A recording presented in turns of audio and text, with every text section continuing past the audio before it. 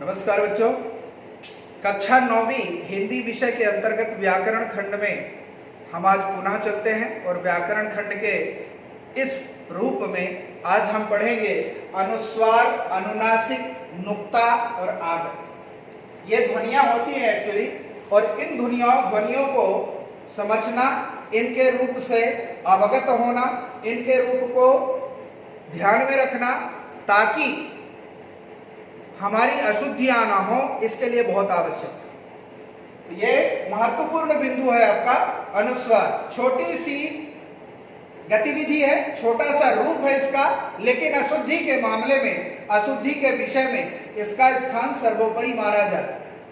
कैसे, किस प्रकार और ये क्या है, तो आइए हम इस पर चलते हैं और इसके रूप को समझते हैं। तो अनुस्वार क्या है? अनुस्वार एक व्यंजन ध्वनि है।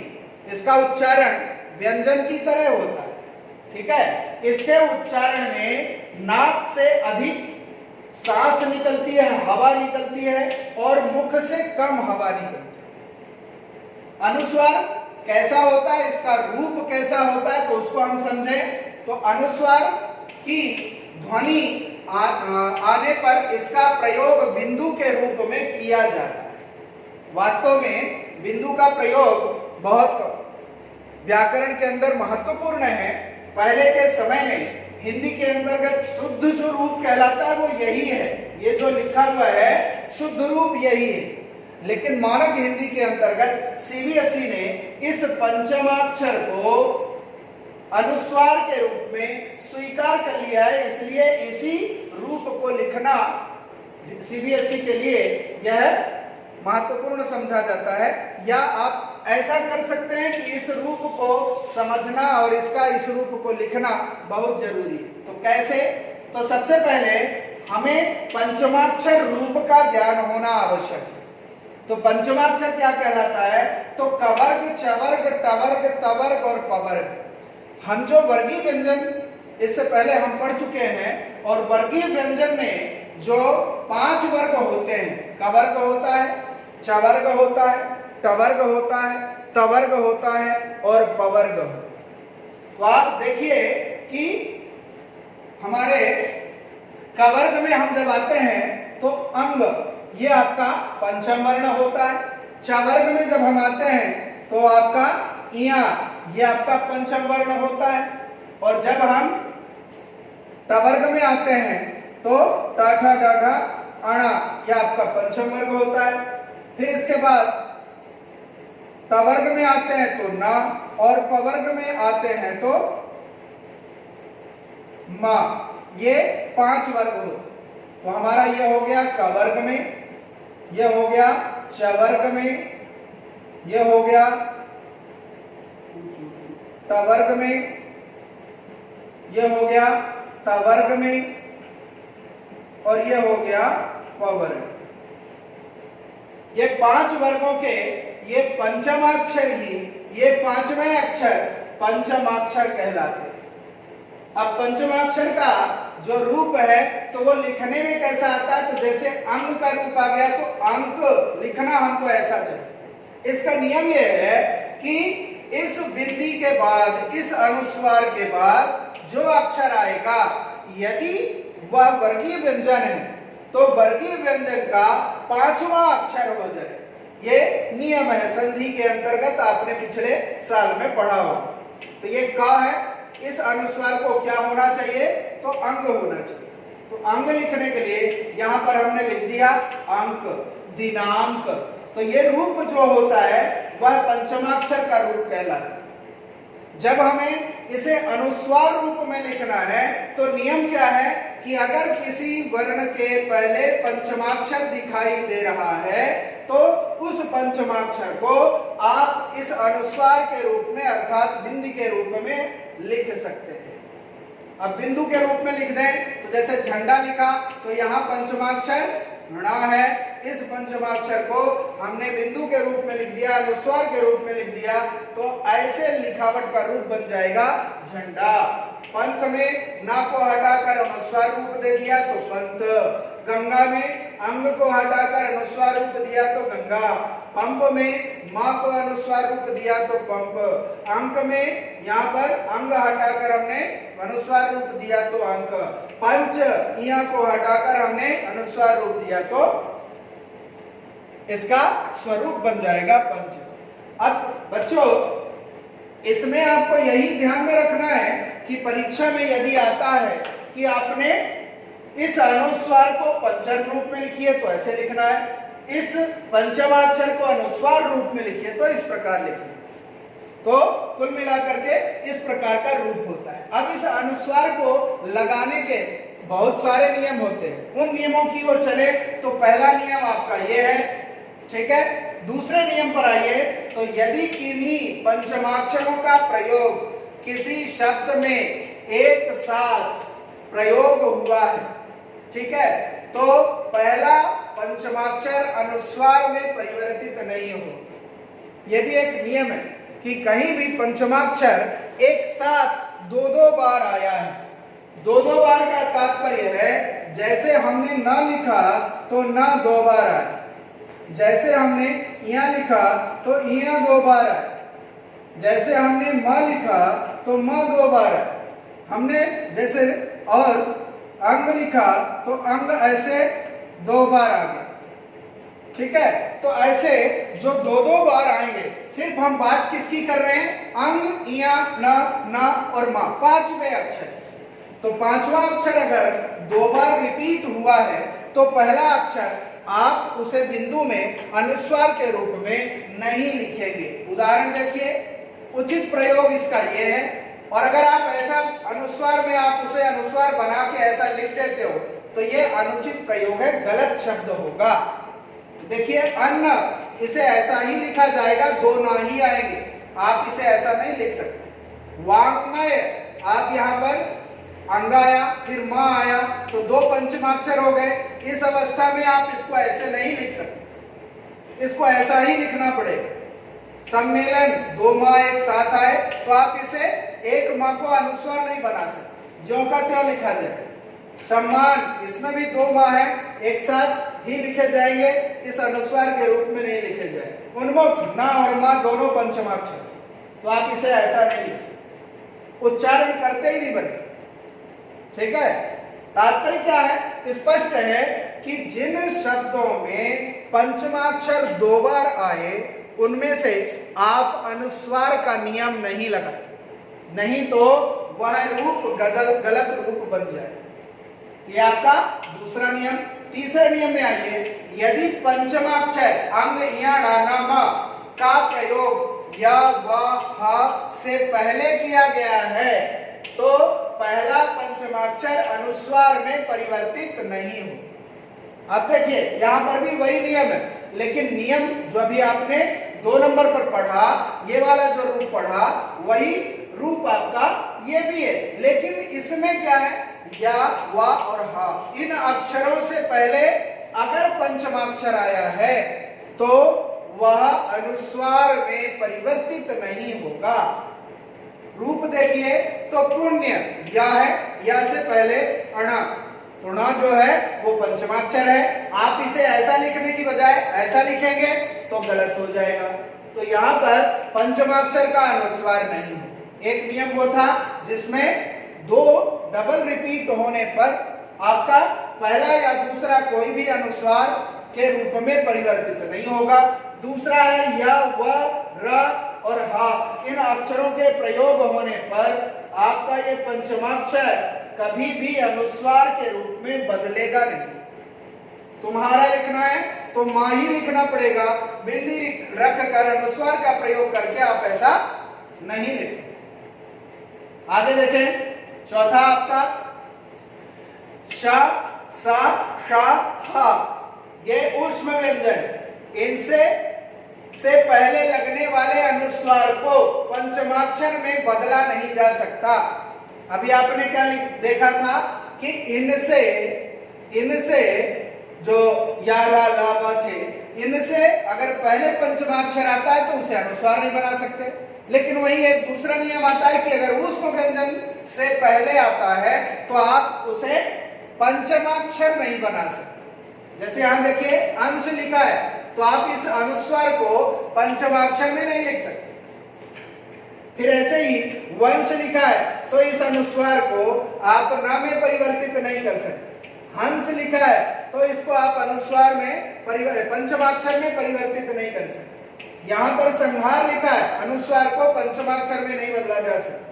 संसार लिखा है तो इसे ना में नहीं बदला जा सकता। कुल मिलाकर अगर श, सा, श, ह ये अक्षर आते हैं अनुस्वार से पहले तो उसे हम अनुस्वार ही रखेंगे, वहां पर पंचमाक्षर का प्रयोग नहीं करेंगे। ठीक है, अगले में चलिए।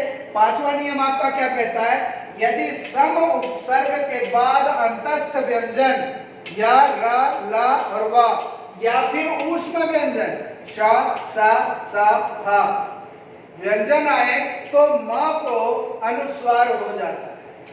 अभी आप देखिए, इससे पहले आपने क्या पढ़ा था कि इनसे पहले पंचमाक्षर आए, ठीक है, उस अवस्था में आप अनुस्वार नहीं कर सकते, ठीक है, पंचमाक्षर में बदल नहीं सकते हैं। अब यहां देखिए कि सम उपसर्ग पर यह नियम होगा, लेकिन कहां होगा?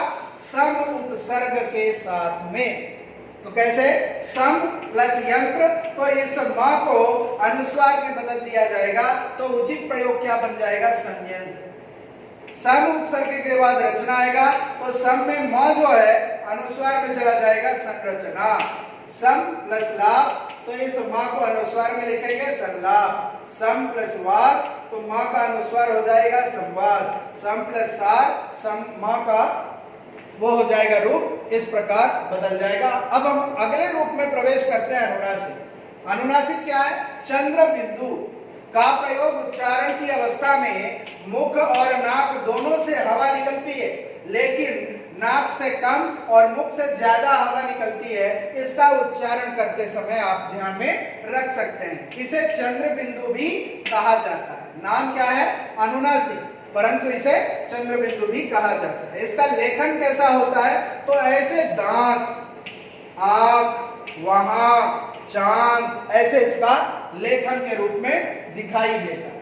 अनुनासिक का प्रयोग प्रायः सभी स्वरों के साथ होता है। जिन स्वरों की मात्राओं में शिरोरेखा होती है वहां भी अनुनासिक का अनुस्वार के रूप में प्रयोग दिखाई देता है। जैसे उदाहरण के लिए देखिए, चिड़िया, यहाँ पर अनुनासिक दिख रहा है, लेकिन जब हम इसका वचन रूप बदलते हैं चिड़ियों, तो हमने यहाँ बिंदु रखा है, लेकिन वास्तव में ये बिंदु ऐसा नहीं है, बिंदु का रूप ऐसा है, लेकिन जब हम उसे देखते हैं तो इस रूप में दिखाई देता है। जैसे हमने यह लिखा, अब यहाँ पर ओ कर दिया, तो जब हम इसमें चंद्र बिंदु लगाते हैं तो आधा हिस्सा हमारा इस मात्रा में, इस वाली मात्रा में, और आधा हिस्सा इस मात्रा में दब जाता है, इसलिए केवल बिंदु दिखाई देता है।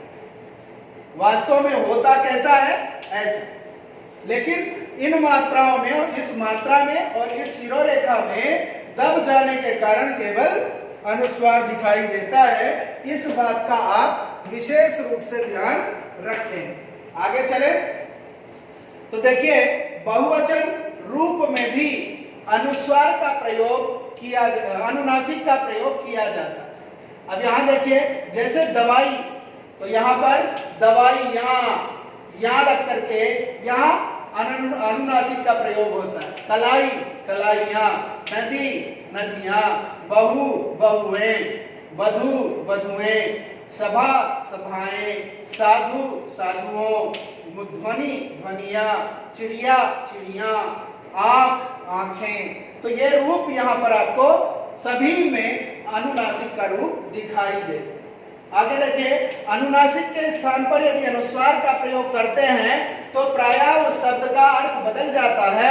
अतः अनुनासिक विशेष रूप से अनुनासिक का ध्यान रखें, नहीं तो अर्थ की जगह अनर्थ जाए। कैसे? कुछ जगह ऐसे होती है, कुछ ऐसे शब्द होते हैं, जैसे यहाँ हंस बोला आपने, और आपने हंस की जगह पर ऊपर अनुस्वार लगा दिया, तो शब्द क्या बन गया? हंस। और दोनों के अर्थ देखिए, अर्थ क्या होगा? तो हंस, हंस का अर्थ होगा हंसना क्रिया, और हंस का अर्थ होगा हंस एक पक्षी। आप बोलना चाहते हैं हंस, आपने लिख दिया हंस, तो क्रिया का रूप और व्यक्ति का रूप दोनों परिवर्तित हो, इसलिए इसका ध्यान रखें। देखिए अंगना, अंगना अर्थात आंगन एक रूप है, एक स्थान है, घर के बाहर का जो पोर्च है उसे हम आंगन कहते हैं, लेकिन हमने अंगना कर दिया तो अंगों के बिना, शरीर के अंगों के बिना, तो अर्थ बदल जाता है। इसलिए इसकी जगह पर इसका प्रयोग नहीं करना है और इसकी जगह पर इसका प्रयोग नहीं, ये विशेष रूप से आपको ध्यान में रखना है। आगे देखिए, एक और होता है नुक्ता। नुक्ता वास्तव में ये हिंदी का चिन्ह नहीं है, ये हिंदी की ध्वनि नहीं, ये है अंग्रेजी, उर्दू, फारसी, अरबी इत्यादि जो बाहरी दूसरी भाषाएं हैं उनके जो शब्द हैं वे शब्द हिंदी भाषा में आकर के मिल गए, इसीलिए नुक्ता को आगत ध्वनि कहा जाता है। नुक्ता को पाद बिंदु भी कहा जाता है। क्यों कहा जाता है पाद बिंदु? क्योंकि ये पैरों में लगता है, नीचे लगता है, इसलिए इसे पाद बिंदु कहते हैं। नुक्ता एक आगत ध्वनि है, दूसरी भाषा से आई हुई ध्वनि, हमारी भाषा की नहीं। हिंदी भाषा में कभी कभी अंग्रेजी, उर्दू, फारसी, अरबी इत्यादि के भाषाओं के जो शब्द हैं उनका प्रयोग किया जाता है। उनकी शुद्धता व अंतर को बनाए रखने के लिए इस आगत ध्वनि का ज्ञान होना आवश्यक है। हिंदी भाषा में क, ख, ग का उच्चारण गले से होता है, जा का उच्चारण जीभ से होता है, फा का उच्चारण होठों से होता है, लेकिन अंग्रेजी और उर्दू भाषा में दांतों के सहयोग से इनका उच्चारण होता है, इसलिए इसको हम नुक्ता कहते हैं। ठीक है, अब जैसे इसका प्रयोग करिए तो कमजोर, जोर, फिर इज़राइल, फर्ज, फिर इसके बाद फरमान। तो दांत हमारे होठों से या दांतों जीभ से या कभी होठों के पास आकर एक कंपन करते हुए बाहर निकलेंगे, उसे हम कहते हैं नुक्ता। आगे देखिए, अंग्रेजी में प्रायः जा फा में प्रयोग होता है नुक्ता। कैसे?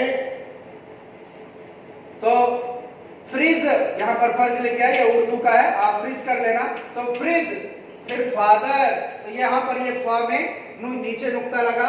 उर्दू में प्रायः का, ख, ग, जा, फा में नुक्ते का प्रयोग किया जाता है। उदाहरण देखिए, तकदीर, फरोख्त, गैरत, जमाना, काफी। तो ये रूप है, ये भी आप यहां नीचे लगाए, यहां पर आपको लगाना। ठीक है, तो इनका प्रयोग इस रूप में किया जाता है। अर्धचंद्र, एक ध्वनि और है, नुक्ता के बाद आती है अर्धचंद्र की ध्वनि। अर्धचंद्र क्या है? सिर्फ चांद रहेगा, ऊपर बिंदी नहीं रहेगी, इसे हम अर्धचंद्र कहते हैं। अर्धचंद्र अर्थात ये, और इसका प्रयोग अंग्रेजी के शब्दों में किया जाता है। जब हम हिंदी भाषा में किसी अंग्रेजी शब्द का प्रयोग करते हैं तब इसका विशेष ध्यान रखा जाना चाहिए। जैसे डॉक्टर, यहां बिंदी नहीं लगी। मॉल, कॉलेज, कॉफी, फिर ऑफिस, बॉल, कॉल, डॉलर। तो इनका डॉ, मुंह जो होगा वह पत्ते की तरह होंठ हमारे सिकुड़ जाएंगे और मुंह से आवाज निकलेगी, तब ये जाकर के औ की ध्वनि निकलती है, औ। ठीक है, अभ्यास कार्य में देखिए, यहाँ आपको शब्द दिए हैं, इनमें आपको अभ्यास करना है। तो देखिए, यहाँ पर निम्नलिखित शब्दों में उचित स्थान पर नुक्ता अनुस्वार लगाइए। अनुस्वार का प्रयोग कहाँ होगा आपको लगाना है, यह आपको पढ़ना है। तो यहाँ पर आपको शब्द दिए हैं, इनमें उचित जगह पर लगाइए और रेडी करके रखिए, तैयार करके रखिए। आगे देखिए, निम्नलिखित शब्दों में उचित स्थान पर अनुनासिक लगाइए। अनुनासिक कहाँ लगेगा? अनुनासिक अर्थात चंद्र बिंदु, तो उसका प्रयोग कहाँ होगा, कैसे होगा, ये आप लगा करके रेडी करके रखिए। और जब हमारा वीडियो कॉलिंग का सेशन होगा उस समय पर आप अपनी जिज्ञासाओं का समाधान करें। इसमें आपको क्या करना है? नुक्ता लगाना। तो नुक्ता कहाँ कहाँ लगेगा वो आपको लगाकर अभ्यास करना। इसमें आपको अर्धचंद्र अर्थात औ वाली जो ध्वनि है वो लगानी है। तो यहाँ पर आपको कहाँ लगेगा ये आपको लगाकर अभ्यास करना। इस प्रकार आपको ये अनुस्वार, अनुनासिक, नुक्ता और अर्धचंद्र ये चारों का अभ्यास करना है। इनके प्रयोग से शब्दों में शुद्धि आती है और इन्हीं के प्रयोग से शब्दों में अशुद्धि भी आती है। अगर प्रयोग सही नहीं हुआ तो अशुद्धि हो जाएगी, प्रयोग सही हुआ तो शुद्धि हो जाएगी। तो इसी से शुद्धता अशुद्धता बढ़ती है, इसका ध्यान रखें और अभ्यास करें। तब तक के लिए धन्यवाद।